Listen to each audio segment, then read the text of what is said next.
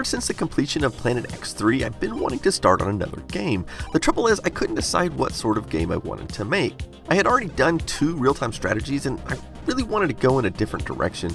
I'd heavily considered some sort of SimCity type game, but I just couldn't think of a new twist on it without essentially copying SimCity, which, let's face it, already exists on almost every platform, and I doubt I could improve upon it.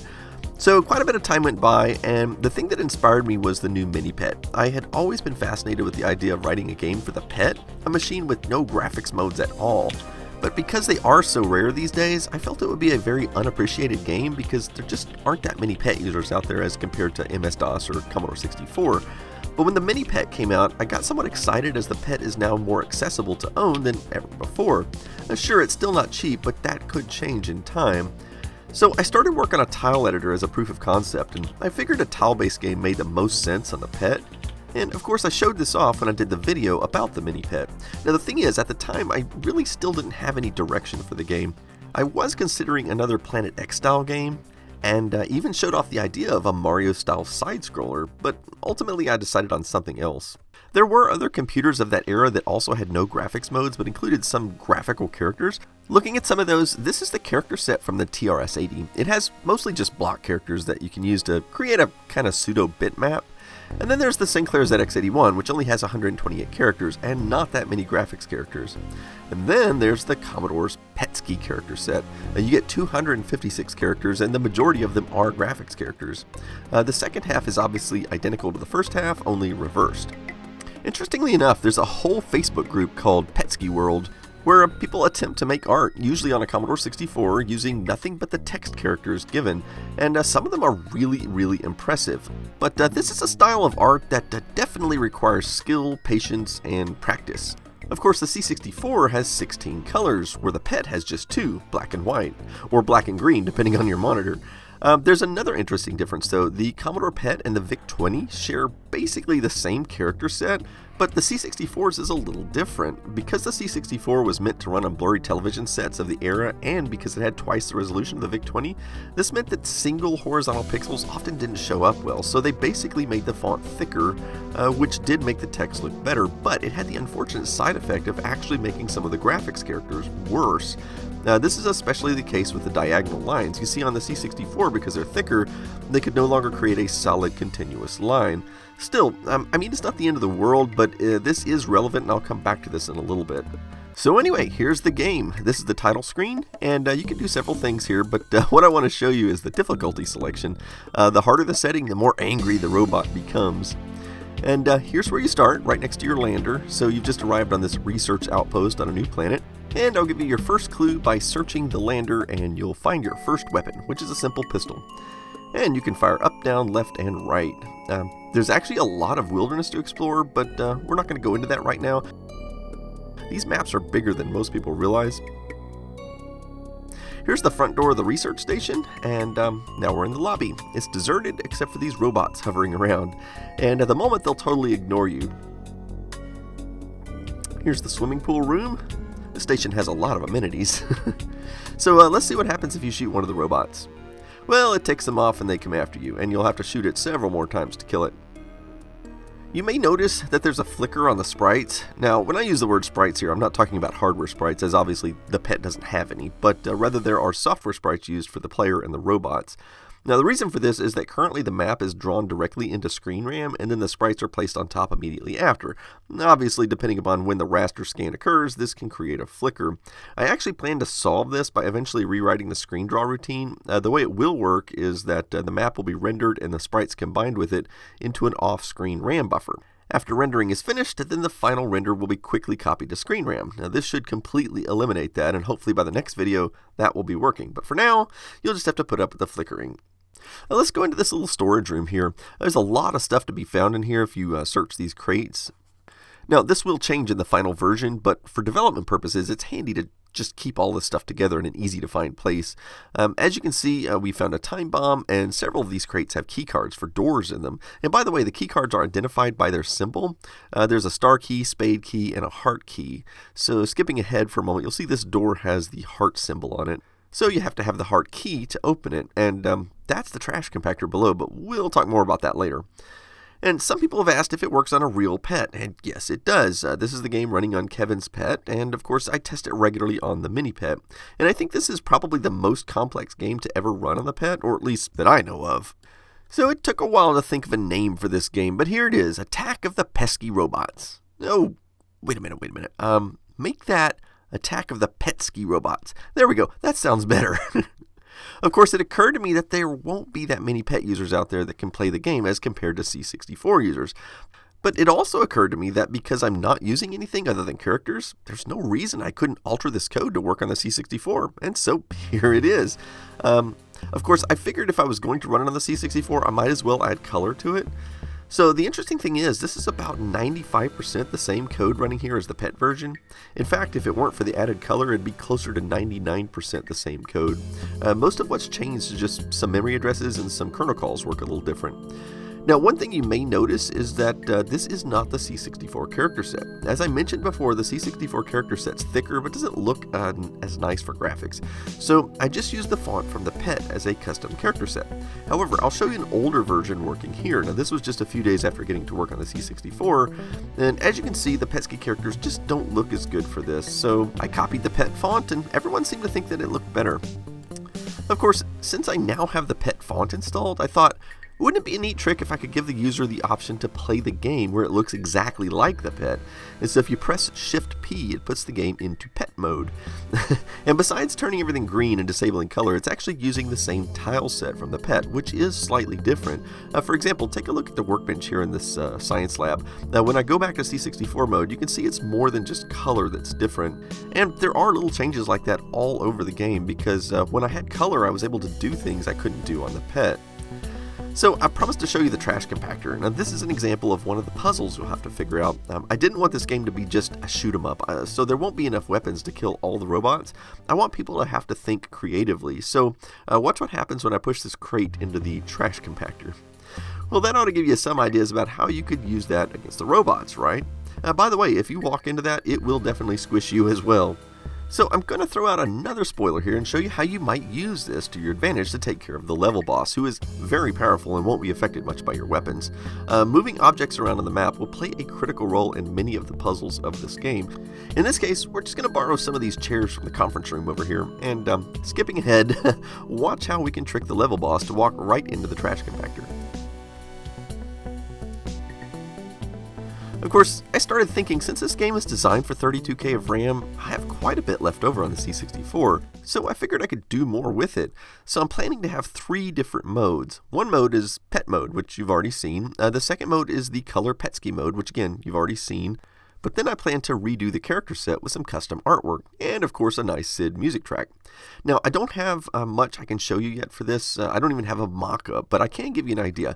This is an example of one of the tiles you'll see in the game. It's supposed to be a potted plant. Now, this of course is made from 9 characters. Now, even if I modify the characters, I'm still limited to choosing 1 color per cell. So, a potted plant right now looks like this, but in the enhanced version it might look more like this. So it's not ultra realistic, but certainly much improved. So here's another example. These crates could have a bit more detail and look like this. And the last example here is a hoverbot that currently looks like this, but could look like this instead.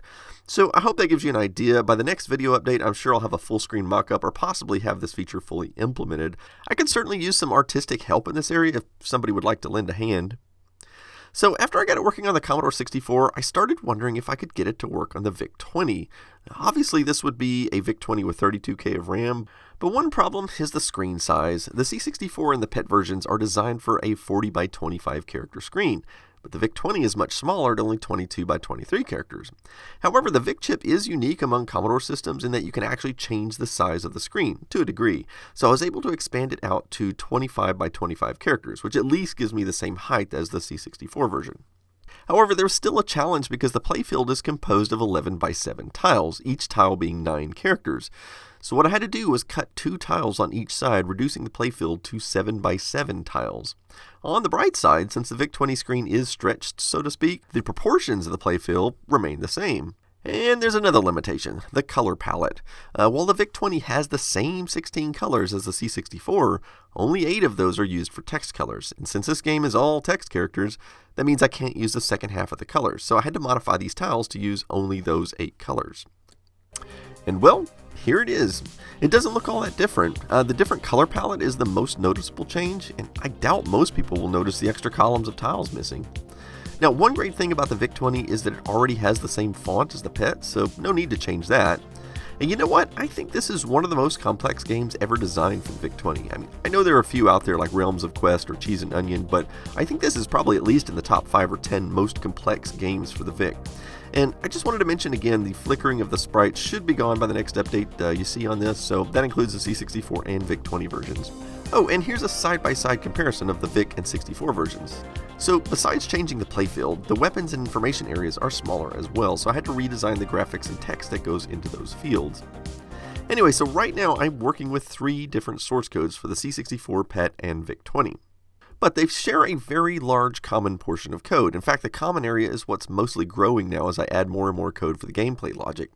So I've got these 3 versions working right now, but I hope to add a +4 version, an 80-column PET version, a Commander X16 version, a Commodore B128, and even the color PET. Now you might be wondering, wait, there was a color PET? Well, Commodore never made one, but there is a design out there for a board you can make and upgrade your PET to color. And while there are only just a few in existence, Vice has now added support for the color PET in the latest version, so I figured, why not?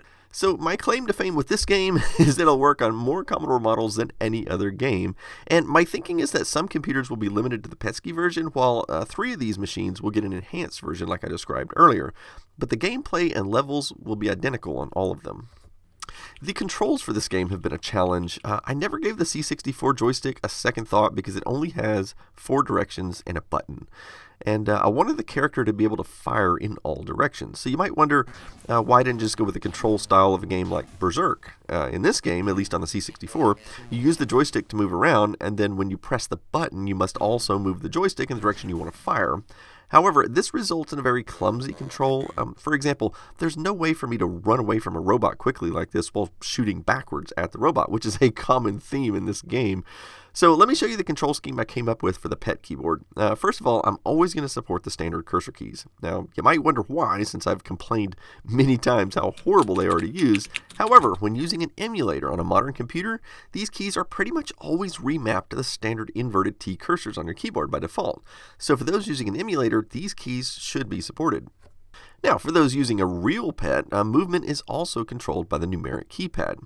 And then I use the WASD or WASD arrangement for firing your weapon.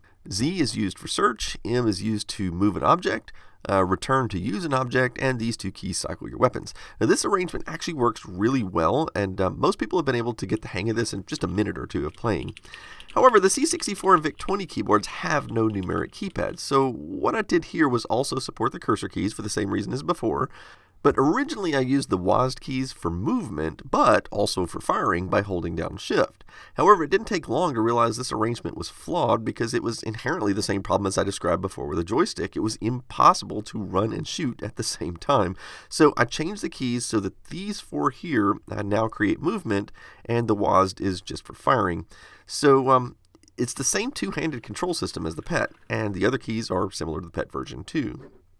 Of course, I realize even this key arrangement won't suit everyone, so I plan to offer 2 alternatives. For one thing, in the main menu, you may see an option for controls. And while not implemented yet, I plan to have people be able to assign their own custom key controls.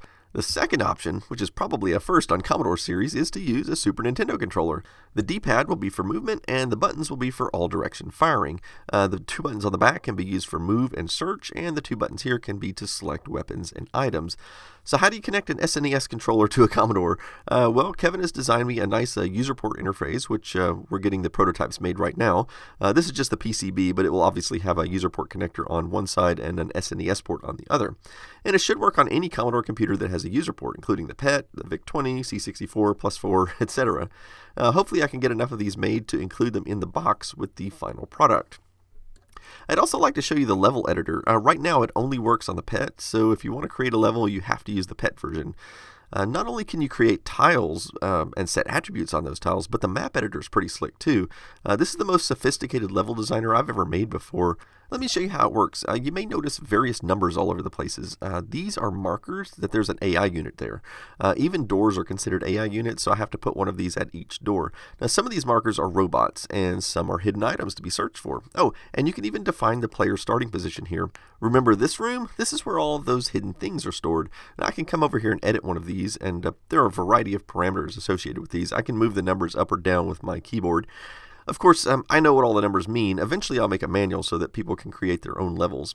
And, of course, I can delete one of these items, and then you'll be able to see the actual map tile that was underneath it. And let's say I wanted to hide something in the side of this table. I'd just press H for new hidden item, and bam, there it is. And then I would just edit the parameters to show which item and how many would be hidden there. And here's the level boss. And by the way, one parameter of interest is the last item, which is H, which stands for health or hit points. 70 health in this game is a lot. The other robots are 10, and the player themselves only has a maximum of 12. The pistol creates 1 point of damage, so it would take 70 shots from the pistol to kill this guy. So, how far have I progressed in development? Well, I'm about 50% done with the game engine. Actually, if we just look at the pet version alone, it's more like 75%. Sound and music is at 0. I've literally not written a single line of code, and this is one part of the code that will have to be written from scratch on each system, as they all have different sound chips. I'm also looking for some possible help in this area. And level design has a long way to go too. The first level's mostly done, as you've seen, but I have some fantastic ideas for some of the next levels, which I haven't even started on yet. So I don't want to give away all the spoilers just yet, but I want to show you one more tool that you'll need to find clever ways to use. In the science lab, you'll locate the EMP device, which stands for electromagnetic pulse. Over in this crate, you'll find the plasma gun, which is a good bit more powerful than the pistol, or rather will be, as it isn't implemented yet. But I do want to show you how the EMP works. When you activate it, any robots within your view will reboot, thus making them vulnerable for about 7 seconds. And during this time, you can shoot them or push them into things, etc., without any worry of retaliation. But what about a robot that hovers? Well, if it happens to be hovering over water at the time of the EMP, it'll fall into the water and short circuit. And there will be other clever ways to use this device. Of course, I've only shown you 2 enemies at this point, but in the final game, there'll actually be multiple different types of robots to fight. But you'll have to wait till the next update to see those. So if you're interested in contributing any sort of graphics or maybe any kind of code for sound and music routines to this game, please go ahead and send me an email and let me know. I also want to mention that there's already a Facebook group dedicated to this game, so I'll put a link down in the description field. I've already been using that group for asking input on various game dynamics, and of course I'll eventually be using that to recruit some beta testers. Also, while we're on the topic, there's also a Planet X3 Facebook group that I think a lot of people don't know about yet, but it's actually a fairly active group, so if you are one of the lots of people that have bought Planet X3, I'd encourage you to check out that. I'll put a link down in the description for that as well. So one last thing I want to say is I think this game is probably going to be the best game ever made for the Commodore PET. But the C64 users that play this game might possibly find the graphics to be just a little bit underwhelming. But I think the gameplay will still be fun, and the enhanced version should have graphics that are at least on par with, say the Ultima series of games, which, I was always a big fan of those. But that's it for this episode, so as always, thanks for watching.